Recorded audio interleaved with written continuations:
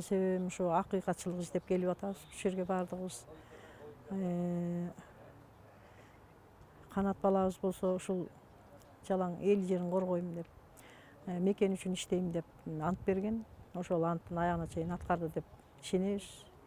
Жана көрүп билип турабыз жасаган иштеринен. Ушул 25 күнү суракка чакырган экен. Саат 4-төргө чакырган экен, уже кечки 11-лерде эле камап салышты деп уктук маалымат булактарынан. Анан ушул бул балага коюп аткан күнөөлөрдүн баардыгы акылга сыйбай турган иш болуп атат. Ушул жерде ушундай бир туура эмес жалалар жабылып атканына абдан кападарбыз.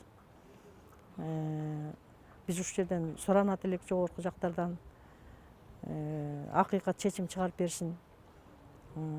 Ушул Кой Таштагы болгон окуянын чоо жайынын баардыгын маалымат булактарынан биз деле жанталашып көрүп атабыз. Ошолордун баардыгын салыштырып иликтеп отурсак, эч кандай күнөөсү жок болуп атат бул балада. Биз деле мындай эле карапайым эч булардын бир эч нерсесин билбей туруп эле биз деле чечим чыгарып атабыз бул балагачы. Ошол ишинин тактыгы аягына чейин ошол жумушун аткарды деп билебиз. Бүт баардыгын жасады колунан келгенин, кандай приказ берилсе. Анан туруп эле ушундай бир каралоолор болуп атат. Бул туура эмес деп эсептейбиз. Акыйкат чечим чыгарып берсин. Ушул жерде балам жумушум деп, ушул мекеним деп, даже үй бүлөсүн экинчи орунга коюп коюп чуркап жүргөн бала. Үй бүлөсүндө аялы орукчан, эч бир оор жумушка жарабайт. Мындай айтсак, абдан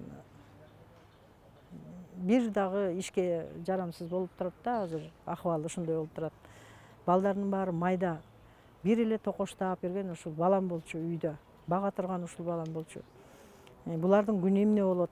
Эмне үчүн ушунчалык бир нерселерди ойлонушпайт деп ойлойм да. Колуна кишен салып, кайра камап турат азыр. 4-5 күнөөнү мойнуна коюп. Балам саятка аралашпаган. Баламды саясаттын казанына кайнатып атат азыр. Болор болбосун эмес үчүн.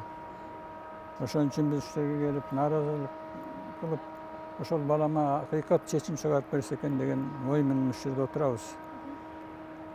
Күнөөсү жок экен, жалгыз мен эмес, ушу иштеген кишилер, чогуу иштегендери эл журт да билип көрүп турат. Баламдын күнөөсү жок экенин.